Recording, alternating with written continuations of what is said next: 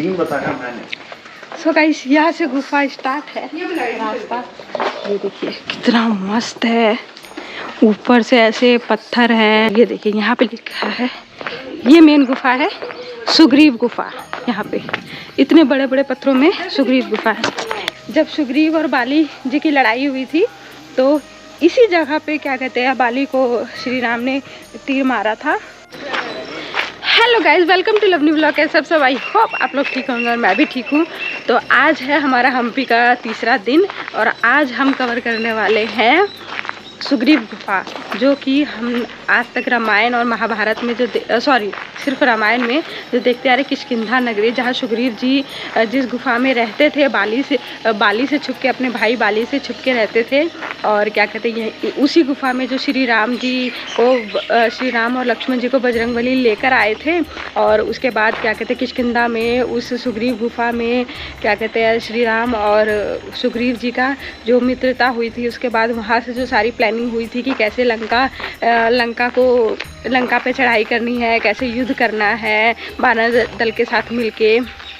और रामायण का जो रावण के साथ लड़ने के लिए जो सेना दी थी, वानर सेना, वो भी सुग्रीव की सारी वानर सेना थी, जो कि बाली के वध के बाद जो पूरा राज्यपाठ सुग्रीव जी का हो गया था। तो उसके बाद सारी सेना क्या कहते हैं बाली जी का जो पुत्र था नल और नील, वो सब अंगद, वो सब क्या कहते हैं वो रावण को जो सीता माता के हरण को लेके गया था, उसके युद्ध में सब ने अपना अपना सहयोग दिया। तो अभी हम क्या कहते हैं उस रामायण का 9000 साल पहले का क्या कहते हैं हम अभी अपने आँखों से लाइव देख रहे हैं। और इतना अमेजिंग है देखने में कि इमेजिन करके कि उस टाइम पे कैसा होता था वो सब चीज़ें, और अभी देखने में वो सब चीज़ें कैसी लगती है। मतलब कि त्रेता युग से कलयुग तक का जो सफ़र रहा है, मतलब कि बहुत ही अजीब गजब का रहा होगा, जो हमें अभी इतना सब कुछ देखने मिल रहा है। और अभी भी वो सारी चीज़ें इतनी सही अवस्था में है ना, जैसे कि सारे पहाड़ मूर्तियाँ, बीच बीच में जो राजा वगैरह ने शासन किया होगा उन्होंने अपने हिसाब से चीज़ों को चेंज किया है, लेकिन क्या कहते हैं देखने लायक बहुत मस्त है।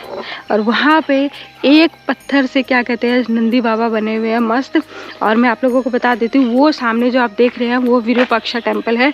विरूपाक्षा टेम्पल से सिर्फ और सिर्फ 1.5 किलोमीटर है सुग्रीव गुफा। और उधर से इधर आने में क्या कहते हैं ये वाला जो मेरे पीछे आप देख रहे हैं एक पत्थर वाला नंदी बाबा है। तो यहाँ से अब हम चढ़ाई शुरू करेंगे सुग्रीव गुफा का। तो चलिए चलते हैं। लाइट तो लगाया है बट जला कहाँ रहा है, रात में जलाऊंगा कैसा। तो रात में शाम होते ही जलाते होंगे? नहीं जलाता है। हाँ नहीं जलाता है। हाँ, आप बड़ा देखने आते हैं। चलो यहाँ छूट जाते हैं कभी। बस ऐसा ही मौसम रहे, इससे ज़्यादा ना हो। चले हाँ चले। तो ये देखिए गाइस, उधर जंगल से निकल कर आए हम, और यहाँ पे ये कितनी खूबसूरत सी झील बह रही है। नदी है कि झील समझ में नहीं आ रहा, बट नदी जैसा ही लग रहा है। इतना प्यारा नज़ारा है। और आज मौसम भी बिल्कुल क्लाउडी सा है। इतने बड़े बड़े पत्थरों के बीच में रास्ता बहुत अच्छा है। अभी तक का क्या कहते हैं 500 मीटर तक का रास्ता तो बहुत अच्छा है। अब आगे का रास्ता देखते हैं। और वो लोग आगे आगे चल रहे हैं, अपना रास्ता ढूंढ रहे हैं, मैं पीछे पीछे फॉलो कर रही हूँ।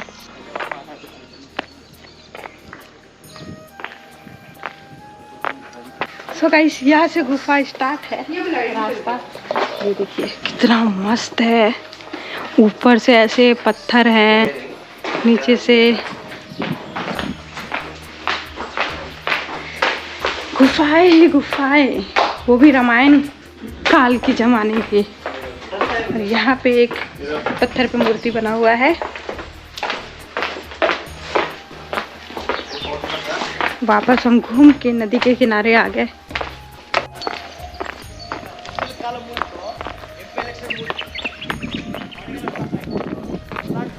सो गाइस, सुग्रीव गुफा जाने के रास्ते में एक मंदिर पड़ता है, कोंडाराम मंदिर। और ये श्री राम जी का मंदिर है।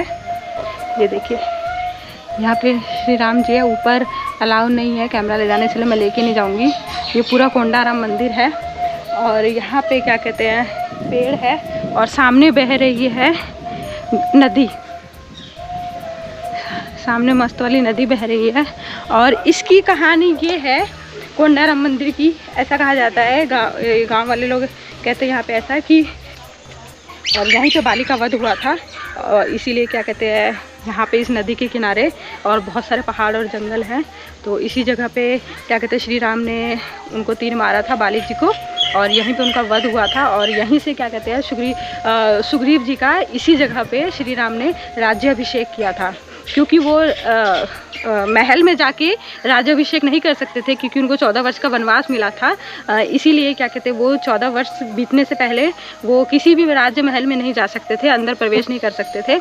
इसीलिए उन्होंने जहाँ पे बाली का वध हुआ था वहीं पे क्या कहते हैं सुग्रीव जी का राज्याभिषेक किया था, इसी नदी के किनारे। ये है कोंडाराम मंदिर, हम सुग्रीव गुफा जाने के रास्ते में पड़ता है, और यहीं पे क्या कहते हैं बाली जी का वध हुआ था। और यहीं से अब क्या कहते हैं कोंडाराम मंदिर से 700 मीटर की दूरी पर है सुग्रीव गुफा। 700 मीटर मतलब कि मुश्किल से हार्डली 10 मिनट का रास्ता है यहाँ से। तो हम चलते हैं, और यहाँ पे जो छोटे छोटे कटोरी वाले नाव है, वापसी में आके देखते हैं अगर इस पर नाव चलाने वाले अवेलेबल होंगे तो हम इस पर भी बैठेंगे। और हमको यहाँ का बना देगा टूरिस्ट का वो नहीं, इस हम्पी का डेवलपमेंट मिल जाए। सो गाइस, वो देखिए, वो जो एक मंदिर दिख रहा है येलो कलर का छोटा सा, वो है विरूपाक्ष शिव मंदिर, जो स्वयंभू शिव मंदिर है। और पंपा माता, पार्वती माता का मंदिर। वहाँ से हम लोग अंदर जंगलों से चलते नदी क्रॉस करके, पहाड़ों से, फिर यहाँ से आते हुए फिर हम लोग यहाँ पहुँचे सुग्रीव गुफा। अब देखते हैं नीचे जाके, मैप हमें लेकर तो जा रहा है कि यही गुफा है या कोई और रास्ता है। और नीचे से क्या कहते हैं एक और झील जा रही है मस्त, वहाँ पे क्या कहते हैं ठंडे ठंडे पानी का झील है, और हल्का हल्का सा धूप है, हल्की सी धूप है, और ठंडी ठंडी हवा चल रही है। इतना ठंडा ठंडा हल्का गर्म सा लग रहा है, इतना मज़ा आ रहा है ना। अब वहाँ चलते हैं, देखते कि वही सुग्रीव गुफा क्या, वहाँ पत्थर पे एक लिखा हुआ है, जाके देखते हैं। सो गाइस, हम बैक साइड गुफा है, लेकिन पूरा जंगल और झाड़ से भरा हुआ है, तो हम इधर फ्रंट साइड आए थे। फ्रंट साइड बहुत कुछ है। और ये जो आप लोगों को झील दिख रहा है, ये सीता झील है। यहाँ पे क्या कहते हैं सीता माता, जब रावण उनको हरण करके ले जा रहा था, तो यहाँ पे क्या कहते हैं उसने अपना पुष्पक विमान उतारा था, किष्किंधा के सुग्रीव पर इस पर्वत पे उतारा था अपनी जो पुष्पक विमान थी। और यहाँ पे क्या कहते हैं माता रानी ने अपने गहने गिराए थे, इसी जगह पे माता रानी ने अपने गहने गिराए थे, जो सुग्रीव ने उठा के श्री राम जी को दिए थे, जिससे श्री राम को पता चला कि हाँ माता सीता के गहने हैं ये। और ये झील क्या कहते हैं उन्हीं का है, काला पानी का झील, उनके आंसुओं से ये झील बना है। और आगे आपको एक और इंटरेस्टिंग चीज़ दिखाती हूँ, पता है यहाँ पे, हाँ यहाँ पे क्या कहते हैं ना, सीता माता ने अपने गहने फेंके थे, जो गहने उठा के सुग्रीव ने श्री राम जी को दिए थे, इसी जगह पे। और ये जो आप लाइन देख रहे हैं ना, ये सीधा लाइन, ये बहुत मस्त है। ये क्या कहते हैं जब रावण ने अपना पुष्पक विमान उतारा था और सीता माता भाग रही थी उनसे छुपके, तो वो सीता माता को जो घसीट कर लेकर आ रहा था, तो ये उनके साड़ियों का निशान अभी तक इसी तरह है। इतने हजारों साल हो गए, ये ना अभी तक फेड हुआ ना ही कुछ हुआ। कुछ बोलना चाहोगे आप? कैमरा में दिख रहा है अच्छा? हाँ दिख रहा है। क्या एक्सपीरियंस लग रहा है आपको छू के इसको? साफ लग रहा है कि देखो पत्थर एक ही पत्थर है पूरा। हाँ पूरा एक ही पहाड़ का पत्थर है, बट ना यहाँ पे पीलिया लगा रहा है ना, पूरा घसीटा हुआ है ना, ये पूरा घसीटा हुआ माता रानी के। देखो ना एक बार तब पता चलेगा। यहाँ छुआ वही ना, यहाँ पे पूरा चिकना है और ये खुरदुरा है, और पत्थर का डिजाइन भी अलग हो गया है। हाँ ये जो पूरा लाइन देख रहे हैं सीता माता के पल्लू के घसीटने का निशान है। और अंदर में है गुफा, चलिए चलते हैं अंदर गुफा। और यहाँ पे छोटे छोटे बारिश का पानी से ना गड्ढों में पानी जमा हो गया है। और ये देखिए यहाँ पे लिखा है, ये मेन गुफा है सुग्रीव गुफा। यहाँ पे इतने बड़े बड़े पत्थरों में सुग्रीव गुफा है। ये तो ऊपर चढ़ना पड़ेगा इसमें। सो गाइस ये देखिए, ये है पहाड़, और ये अभी तक यहाँ पे सीता माता के क्या कहते हैं साड़ी के निशान यहाँ तक गया है। क्या है? तो पाँव है वहाँ पे।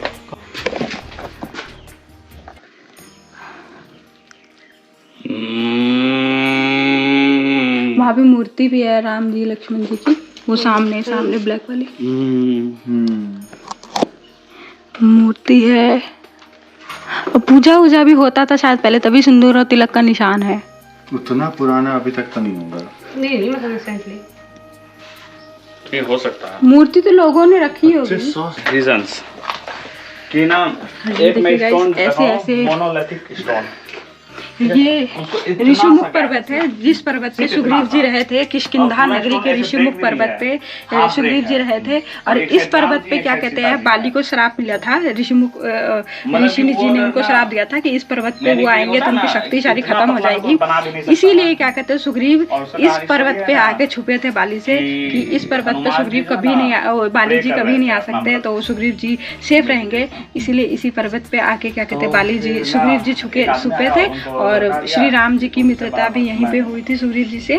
और उन्होंने आभूषण भी यहीं दिए थे, सीता माता के आभूषण भी यहीं दिए थे। ये है पूरी कहानी, जो कि रामायण काल 5-6 हजार साल पहले की कहानी। और रामायण की आज हम अपने आँखों से देख रहे हैं अद्भुत नज़ारा। बुलाना क्या, इस गुफा में मीटिंग्स होती थी भगवान जी की। धूप बहुत तेज होते हुए आदमी चलते हैं। तो गाइस एक बहुत भयंकर गुफा में आए, जिसमें हम ठीक से बैठे हैं, माथा टच हो रहा है। तो ये देखिए, पहले सबसे पहले मूर्ति, और ये देखिए गुफा कितना छोटा है। और इस गुफे को देखो, उस छोटे से पत्थर से अड़ाया हुआ है। उस छोटे से पत्थर से अड़ाया हुआ है। तो पहले जो है भगवान लोग में शक्ति था, अपना साइज जो है ना आकार बदल सकते थे वो लोग। तो इसलिए गुफा सब जो है छोटा छोटा, या फिर फिंगर पाँव का जो प्रिंट सब मिल रहा है वो छोटा छोटा बहुत जगह मिलता है, बहुत जगह बहुत बड़ा मिलता है, क्योंकि वो लोग अपने आकार बदल सकते थे जगह के हिसाब से। तो यहाँ लोग छिपे हुए थे तो आकार अपना छोटा छोटा बना लिए थे। और इस गुफा में मीटिंग का था। और आगे लवली तो दिखाई होगी आपको कि कहाँ पर ना सीता माँ को ले जाके रखा गया था। तो ये है कहानी। अब मैं इससे बाहर निकलता हूँ, मेरी हालत खराब हो रही है डर से। हो रहा सुग्रीव गुफा, और सुग्रीव गुफा से उतना दूर चलने के बाद हम पहुँचे यहाँ पे लक्ष्मी नरसिम्हा, जो बहुत बड़ा मंदिर है। और इसकी कहानी ये है कि क्या कहते हैं, नरसिम्हा भगवान और लक्ष्मी जी की शादी यहीं पे हुई थी। तो इसी टेम्पल पे हम लोग सोच रहे कि लास्ट बचा हुआ है तो दर्शन कर ही लेते हैं।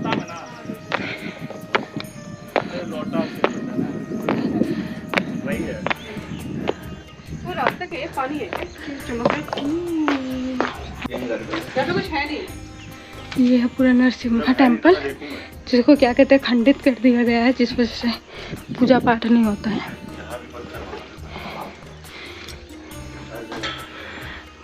मुगलों ने क्या कहते हैं पूरे हिंदू मंदिर को इधर खंडित कर दिया, जिस वजह से उनको पता था कि क्या कहते हैं खंडित मूर्तियों की हम लोग पूजा नहीं करते हैं और मंदिरों की पूजा नहीं करते हैं। तो इस तहत उन लोगों ने इतना खंडित किया कि इधर हम्पी का 90% मंदिर नहीं, 98% मंदिर जिसमें पूजा नहीं होता है। 2% ही, मुश्किल से 3 या 4 मंदिर है जिसमें प्रॉपर तरीके से पूजा होता है। तो उसमें से ये लक्ष्मी नरसिम्हा टेम्पल भी है जिसमें पूजा नहीं होता है। और बाहर का व्यू, और सामने जो पहाड़ दिख रहा ना, उस पे क्या कहते हैं वही अंजना पर्वत। नीचे नदी बह रही है, नदी दिखाई थी मैंने आप लोगों को, और नदी के उस पार है अंजनी पर्वत, और इस साइड है ऋषिमुख पर्वत, जिस पे अभी हम खड़े हैं सुग्रीव गुफा। वहाँ पे श्री हनुमान जी का जन्म हुआ था। और यहाँ पे क्या कहते हैं ऋषिमुख पर्वत पे सुग्रीव जी छुपे हुए थे बाली से। ये जो पूरा एरिया है, तो वहाँ से क्या कहते हैं वहीं कहीं सबरी गुफा, वो और उधर जाके एक सबरी गुफा है, इधर राइट में लेफ्ट में गए थे, वहाँ पे सबरी गुफा है। जो लास्ट ब्लॉग में आपने देखा, श्री राम जी वहाँ पे आए चलते चलते, लक्ष्मण जी सबरी जी से जूठे बैर खाए, उनको दर्शन दिए। फिर उन्होंने हेल्प मांगी शबरी माता से कि ऐसे ऐसे हरण हो गया है। तो उन्होंने फिर जाके ऋषिमुख पर्वत पे बोला था कि आप लोग ऋषिमुख पर्वत पे चले जाइए, वहाँ पे आप लोगों को वानर सेना की मदद मिल जाएगी। तो जिस वजह से श्री राम जी ऋषिमुख पर्वत के बीच में आ रहे थे, तब तक क्या कहते हैं बीच में हनुमान जी मिल गए। और फिर हनुमान जी ने उनको पहचाना, फिर वो इस पर्वत पर लेकर आए, ऋषिमुख पर्वत पर, और फिर सुग्रीव जी से मित्रता हुई थी उनकी। तो ये है पूरी यहाँ की कहानी। सो गाइस, आज का ब्लॉग रखते हैं यहीं। हमारी आज की वापसी है तो घर जाने में लेट हो जाएगा। तो आई होप आप लोगों को हमारा ब्लॉग अच्छा लगा होगा। अच्छा लगे तो प्लीज़ लाइक शेयर सब्सक्राइब करें, और अपनों का ख्याल रखें, अपनों से प्यार करें। हमारे वीडियो को ढेर सारा लाइक और सब्सक्राइब करो। और जाते जाते एक बारी हम लोग और सुग्रीव गुफा और पीछे के जंगलों का मज़ा ले रहे हैं। तो गाइस प्लीज़ हमारे वीडियो को लाइक शेयर सब्सक्राइब करें। बाय। और हो सके तो आप लोग प्लीज़ एक बार हम्पी आइए और हम्पी आके यहाँ के नज़ारों का मज़ा लीजिए।